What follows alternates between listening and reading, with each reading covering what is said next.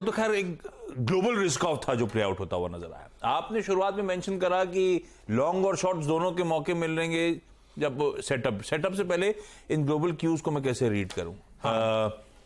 आज restricted fall हमने क्या प्रीएम्प्ट कर लिया था इसीलिए ऐसा हो रहा है?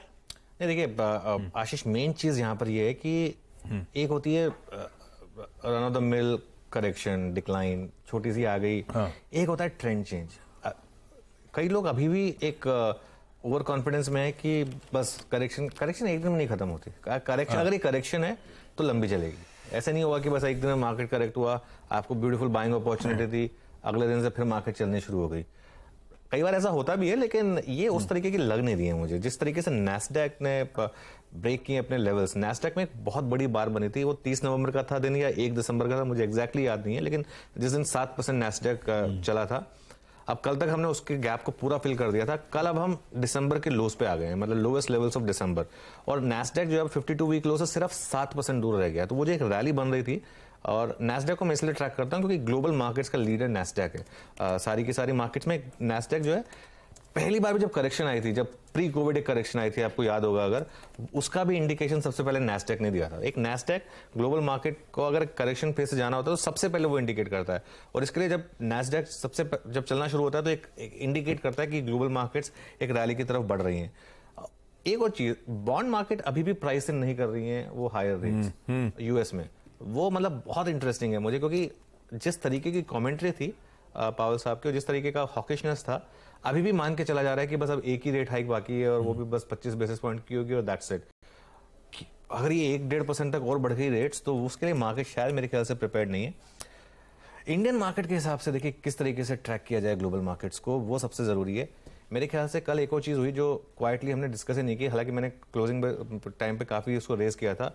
आप डॉलर रुपी का इंटरडे चार्ट देखिए कल का, क्योंकि हम ब्रेंट की बात तो करते हैं लेकिन ब्रेंट को हमको ट्रैक करना चाहिए विद रुपी के हिसाब से, और उसमें डॉलर इंडेक्स और ब्रेंट इन दोनों को आप ट्रैक करेंगे। उसमें कल का आप एक बार रुपी का चार्ट देखिए, और कल हम बंद हुए थे जब, तो ये जिस तरीके से एक 82.76 गया था। अच्छा, ऑफशोर मार्केट में तो कल शाम को 83 हो गया था, आज सुबह थोड़ी रिकवरी आई है वहां पर, लेकिन 82, 85, 82, 86 अभी भी दिखा रहा है ऑफशोर मार्केट में, 82.90 तक दिखा रहा है।